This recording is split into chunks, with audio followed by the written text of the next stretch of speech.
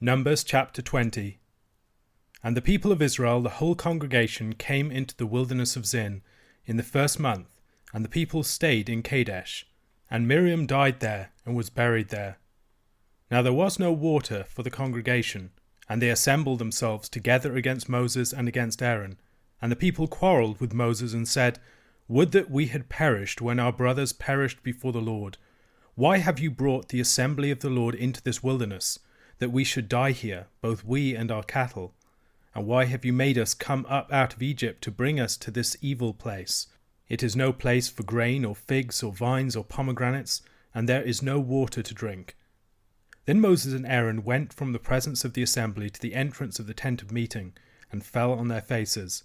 And the glory of the Lord appeared to them. And the Lord spoke to Moses, saying, Take the staff, and assemble the congregation, you and Aaron your brother, and tell the rock before their eyes to yield its water. So you shall bring water out of the rock for them, and give drink to the congregation and their cattle. And Moses took the staff from before the Lord, as he commanded him. Then Moses and Aaron gathered the assembly together before the rock, and he said to them, Hear now, you rebels, shall we bring water for you out of this rock? And Moses lifted up his hand and struck the rock with his staff twice, and water came out abundantly, and the congregation drank, and their livestock. And the Lord said to Moses and Aaron, Because you did not believe in me, to uphold me as holy in the eyes of the people of Israel, therefore you shall not bring this assembly into the land that I have given them. These are the waters of Meribah, where the people of Israel quarrelled with the Lord, and through them he showed himself holy. Moses sent messengers from Kadesh to the king of Edom. Thus says your brother Israel, You know all the hardship that we have met, how our fathers went down to Egypt, and we lived in Egypt a long time. And the Egyptians dealt harshly with us and our fathers. And when we cried to the Lord, he heard our voice and sent an angel and brought us out of Egypt. And here we are in Kadesh, a city on the edge of your territory. Please let us pass through your land. We will not pass through field or vineyard, or drink water from a well. We will go along the king's highway. We will not turn aside to the right hand or to the left until we have passed through your territory. But Edom said to him, You shall not pass through, lest I come out with the sword against you.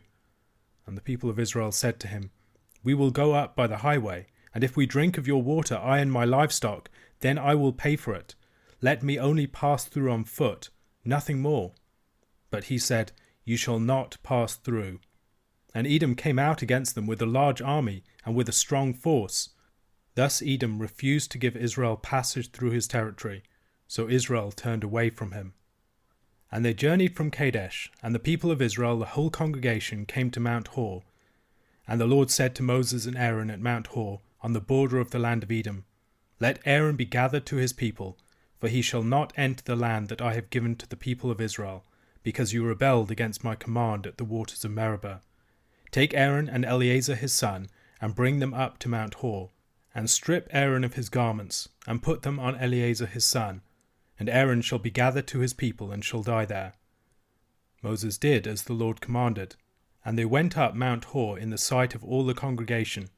And Moses stripped Aaron of his garments, and put them on Eleazar his son, and Aaron died there on the top of the mountain.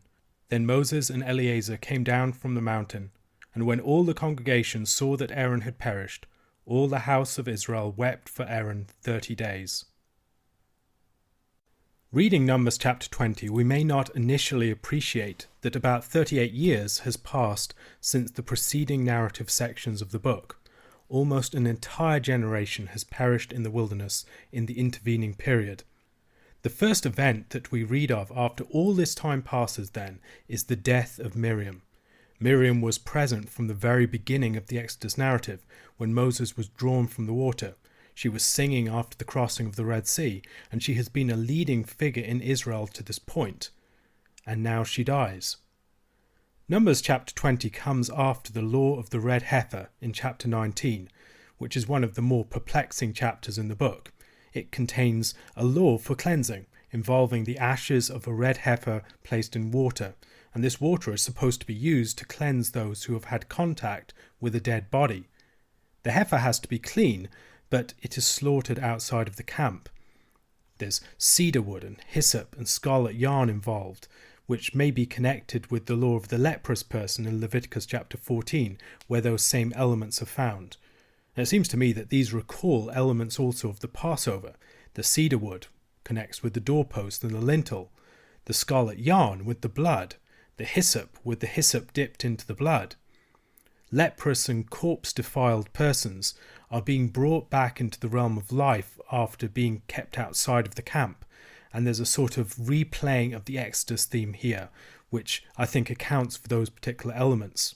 In being burnt up outside of the camp and reduced to its ashes, the red heifer is brought down to the dust, and the ashes or the dust of this red heifer are the means by which the corpse-defiled persons can be let back in.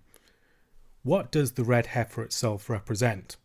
It might be connected with life, the redness connected with blood, and the earth, the redness of the earth.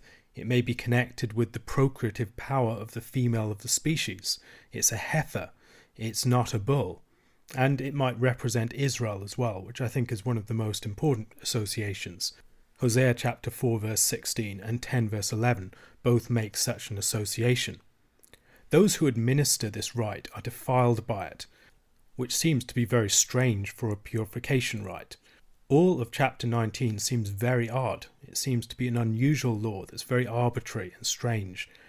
But it seems to me that as with the rest of Numbers, law and narrative belong together, and they comment upon each other. And the more that you think about the relationship between the two, the more that the narrative makes sense, and the more that the law makes sense. So what is this law doing here? It seems to me that the law is the ritual expression of the death of the Exodus generation in the wilderness. We've had all these intervening years, 38 years between the rebellion of Korah and the death of Miriam. And in that period of time, almost all of the old generation has died out.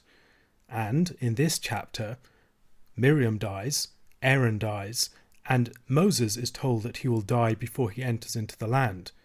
And so I think we can start to see the connection. The death of the red heifer, the death of Israel outside of the camp in the wilderness, its ashes will be the means by which, added to the living water, Israel will enter into the promised land.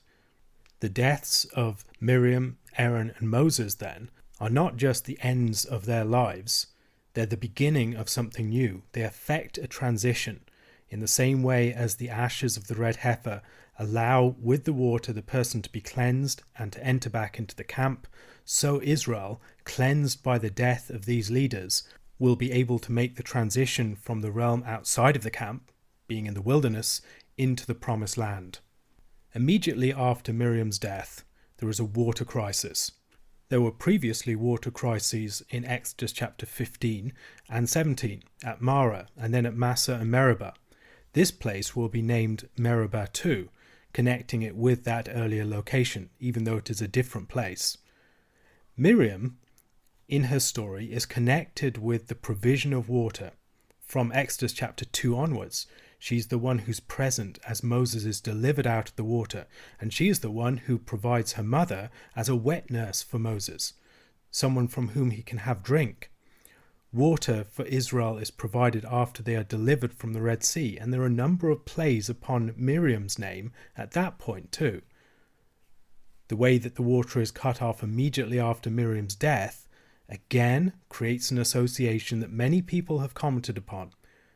As the people complain about this crisis, the Lord appears to Moses and Aaron and instructs them to take the staff and to speak to the rock, and it will yield its water. However, Moses and Aaron gathered the assembly, and Moses says to them, "Hear now, you rebels, shall we bring water for you out of this rock?" He then strikes the rock twice, and plentiful water comes out for all of them and their cattle. The Lord, however, judged Moses for not believing in him, and not upholding him as holy in the eyes of the people, and the consequence could not be more severe. He is told that he would not lead them into the land as a result. Why such a serious punishment? What did Moses do wrong? Why was it so wrong? Why was he instructed, for instance, to bring the rod if he wasn't supposed to use it? And I think there is some help to be found in later passages that reflect upon these events. In Deuteronomy chapter 3 verse 26, where Moses pleads with the Lord to be allowed into the land, we're told, "But the Lord was angry with me because of you, and would not listen to me." In Psalm 106 verse 32 to 33, "They angered him at the waters of Meribah, and it went ill with Moses on their account, for they made his spirit bitter, and he spoke rashly with his lips." In Numbers 27 verses 12 to 14, "The Lord said to Moses, Go up into this mountain of Abarim, and see the land that I have given to the people of Israel. When you have seen it, you also shall be gathered to your people, as your brother Aaron was, because you rebelled against my word in the wilderness of Zin, when the congregation quarrelled, failing to uphold me as holy at the waters before their eyes. These are the waters of Meribah of Kadesh in the wilderness of Zin." In Deuteronomy chapter 32 verses 50 to 51, "And die on the mountain which you go up, and be gathered to your people, as Aaron your brother died on Mount Hor, and was gathered to his people, because you broke faith with me in the midst of the people of Israel at the waters of Meribah Kadesh in the wilderness of Zin, and because you did not treat me as holy in the midst of the people of Israel." Reading these different verses, I think we can pick up a number of elements of Moses' sin. Moses' action was provoked by anger at the people and was a sin of speech. He broke faith with the Lord, not believing in him. He rebelled against the Lord's word, not following his instruction. He didn't treat the Lord as holy, and the Lord was also angry with him on account of the people. So breaking this down, I think we can get a clearer picture. First of all, Moses lost his temper, and he spoke inappropriately. This was provoked by anger with the people. "Shall we bring water for you?" It suggests that it was them, not the Lord, that was doing this, and it makes it about him and Aaron versus the people. It's not about the Lord. The Lord is removed from this picture. Second, he failed to trust the Lord. The doubt in his statement, perhaps, "Shall we?" In Numbers chapter 11 verses 21 to 23, we see a similar note of doubt in Moses' voice. But Moses said, "The people among whom I am number 600,000 on foot, and you have said, I will give them meat, that they may eat a whole month. Shall flocks and herds be slaughtered for them, and be enough for them? Or shall all the fish of the sea be gathered together for them, and be enough for them?" And the Lord said to Moses, "Is the Lord's hand shortened? Now you shall see whether my word will come true for you or not." In Numbers chapter 20, Moses expressed his doubt in the Lord's word before all the people. And he hit the rock twice, which is perhaps an expression of his doubt. Speaking just does not seem to be enough for such a great miracle. Hitting is more likely to work. Hitting is what worked the last time. And twice just for good measure, because once probably wasn't sufficient. This is an expression of his failure to believe and to follow what God had told him. God had told him that he would bring water out of the rock. Why didn't he trust him? Third, he rebelled against the Lord's word. Specifically, he's told to speak to the rock, not to hit it. Why was the rod necessary, if this is the case? Well, the attentive reader is rewarded here, because they'll realize that the rod is not Moses' rod, it's the rod of Aaron. It's taken from before the Lord, which is where Aaron's rod, the rod that had blossomed, was placed. Moses' rod was connected with striking the Egyptians, but the rod of Aaron had become associated with his priestly office and intercession. The rod was powerful because it was before the Lord. It represented Aaron's access to the presence of the Lord, and the symbolic significance of the rod is far more important than any power that seems to be invested in the rod itself. It's very easy to think of the rod of Moses or Aaron as magical rods, that in themselves they have some great power. But the real power is that of the Lord, and speaking will be every bit as effective as striking. They do not need some magical rod to achieve this purpose. Bringing along the rod that represents Aaron's access to the Lord is going to show where the real power lies, not in the rod itself, but in what the rod stands for. Aaron's access to and presence with the Lord, and Moses' access to and his ability to intercede with the Lord. And the difference between the events of Exodus 17 and the events of Numbers 20 are also worth noting. The rock was passive in the event of Exodus 17. The rock was struck and water came out of it. But here the rock is spoken of as giving its water freely. Striking is how slaves are treated, but you speak to free persons. And the two actions mean very different things. We're supposed to read these passages alongside each other and not just notice the similarities, but notice the progressions and the differences. Fourth, he failed to treat the Lord as holy. This is seen in his failure to obey, also in his failure to trust. But perhaps there's something more going on. The Lord, in the book of Deuteronomy particularly, is associated with the rock.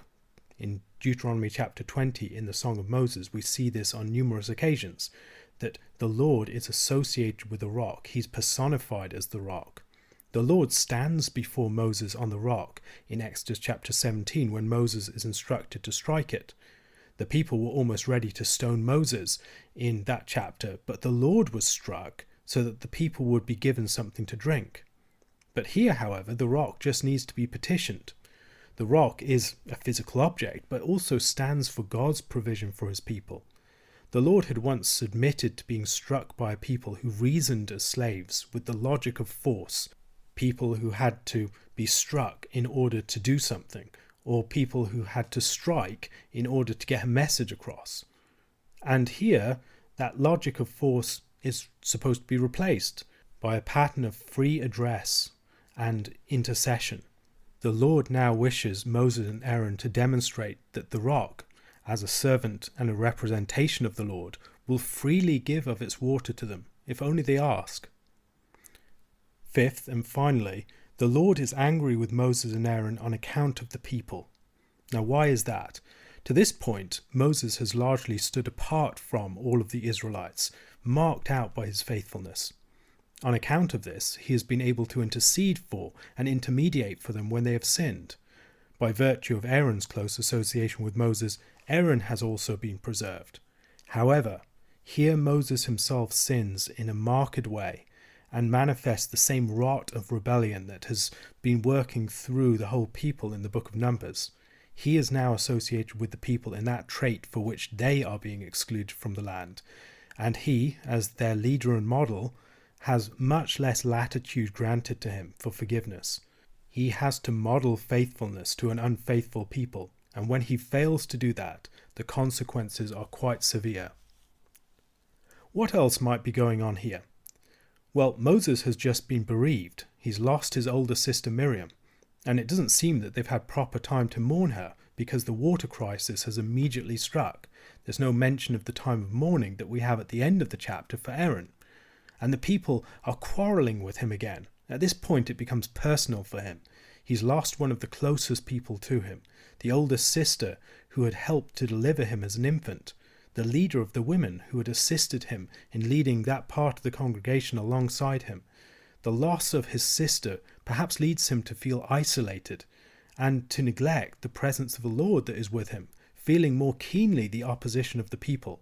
It's now become Moses versus the people, and the Lord isn't really in the picture. And Miriam may be in this story in subtle ways. David Foreman observes that you can vowelize the letters of Miriam's name in 3 different ways. Marim for bitter, which is used in the story of Marah at the end of Exodus chapter 15. Merim for the participle of lifting up, which is connected to Moses' action of lifting up the rod to strike the rock. And then finally Morim, rebels, which is the way that he addresses the people of Israel. And so perhaps Miriam is playing in the background here.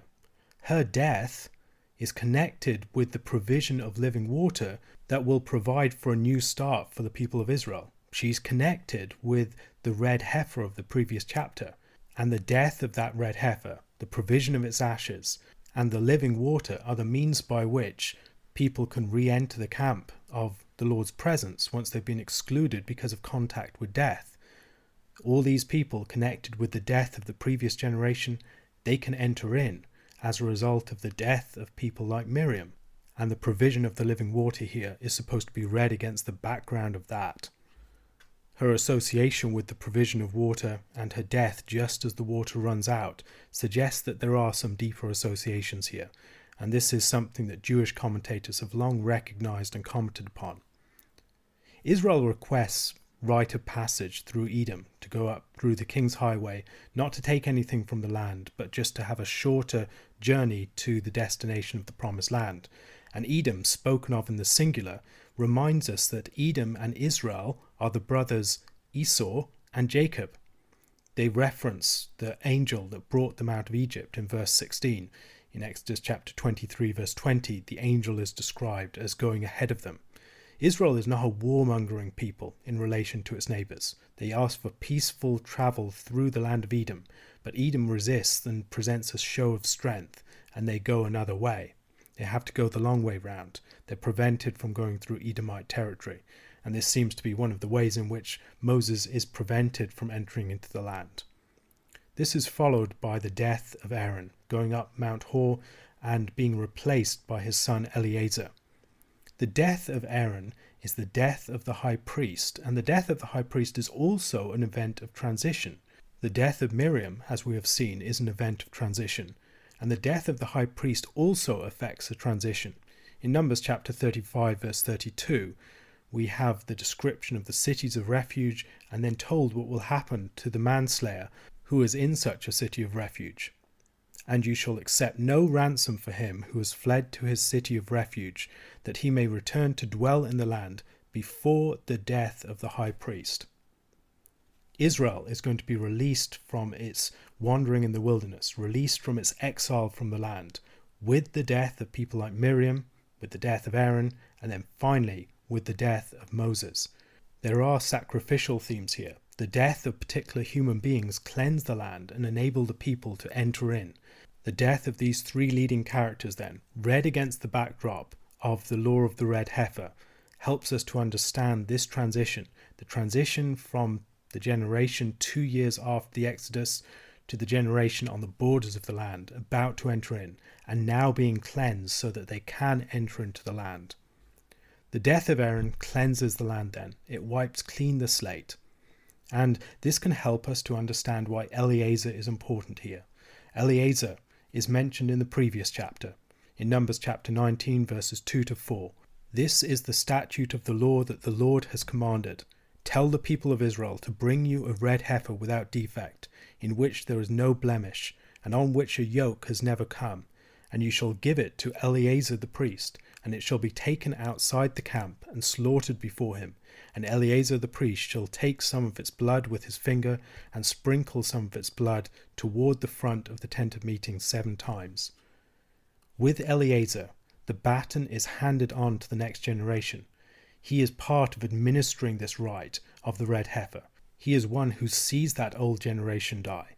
He is rendered impure because of his association with the red heifer and its ashes, but he will be the one, as he administers it, to lead the people into the land, and he and they will be cleansed.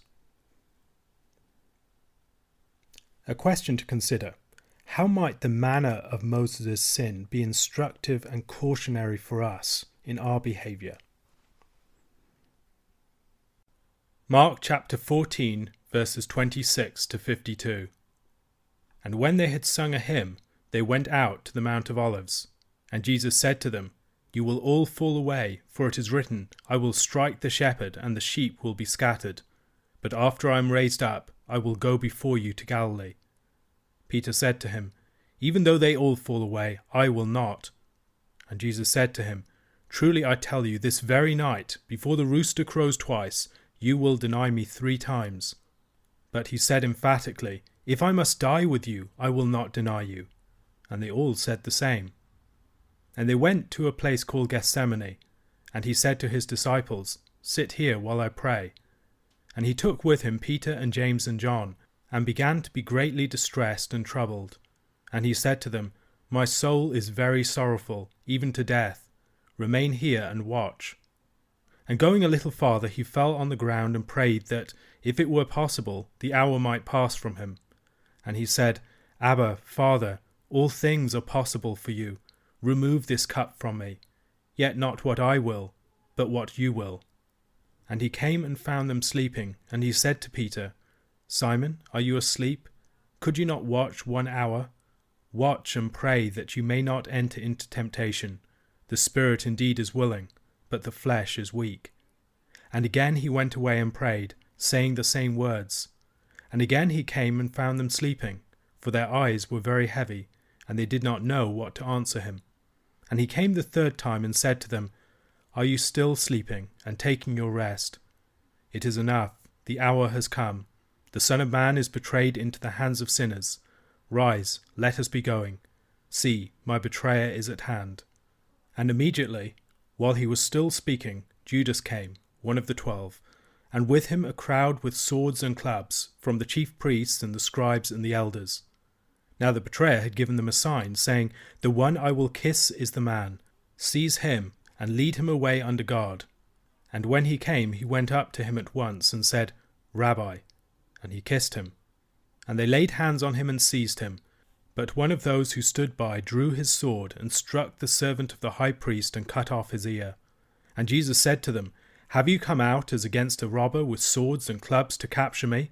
Day after day I was with you in the temple, teaching, and you did not seize me. But let the scriptures be fulfilled. And they all left him and fled. And a young man followed him, with nothing but a linen cloth about his body. And they seized him, but he left the linen cloth and ran away naked. We have now arrived at the middle section of Mark chapter 16. Jesus makes 3 predictions in this chapter, and there are 3 fulfillments. Judas's betrayal, the disciples' desertion, and Peter's denial. And each of these 3 predictions is fulfilled in order by the end of the chapter. After singing a hymn, they go out to the Mount of Olives. The hymn was presumably one of the psalms that ended the Passover meal. Psalms 113 and 114 were traditionally sung beforehand, and afterwards Psalms 115 to 118 would have been sung. So presumably these are the things that Jesus would have sung at this point. They go out to the Mount of Olives. This continues the movements back and forth between the Temple Mount and the city and the Mount of Olives. Jesus quotes Zechariah chapter 13 verse 7 to speak about the way that his disciples will forsake him. Strike the shepherd and the sheep of the flock will be scattered. As usual, it's important to hear the stories behind the stories.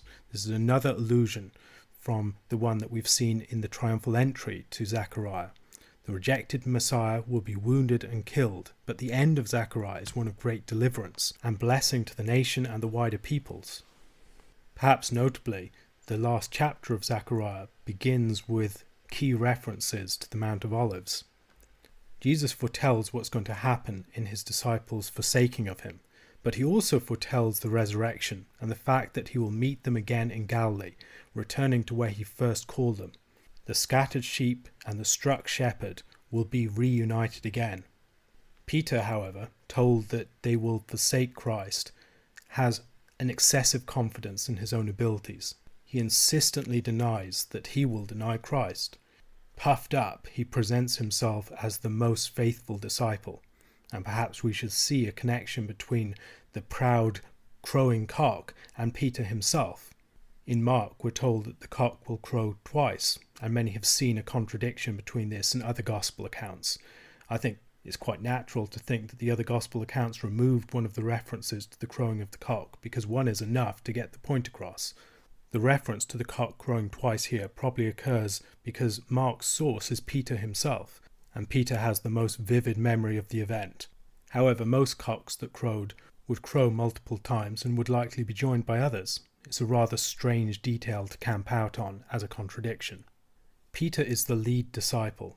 He recognizes that Jesus will die, but he thinks he is faithful enough to die with him. Perhaps he doesn't realize just how much pressure he'll be put under, or perhaps he doesn't realize the type of pressure he'll be put under. Either way, his pride at this point will soon be deflated by events. Jesus goes to pray in the Garden of Gethsemane. He prays 3 times for the cup to be removed and is joined by Peter, James and John. These are the same 3 disciples as were present at the Transfiguration, the raising of Jairus' daughter. They're probably near enough to hear what Jesus is saying. They have an intimate view into Jesus' prayer life at its most remarkable and powerful moment, and yet they fall asleep. Jesus challenges Peter in particular for his failure to watch 1 hour. Peter, the one who had been so proud and boastful about his ability to stand with Christ, his ability to stand when all others would forsake, and now Peter has failed just to keep awake. Jesus charges them, "Watch and pray that you may not enter into temptation," into the trial or the testing or the tribulation that would test them beyond their capacity. Jesus, at the very beginning of the gospel, had been brought into temptation by the Spirit, cast out into the wilderness, facing the temptation of Satan in a position where he lacked the resources that he needed to eat and was tested to the limits of his strength.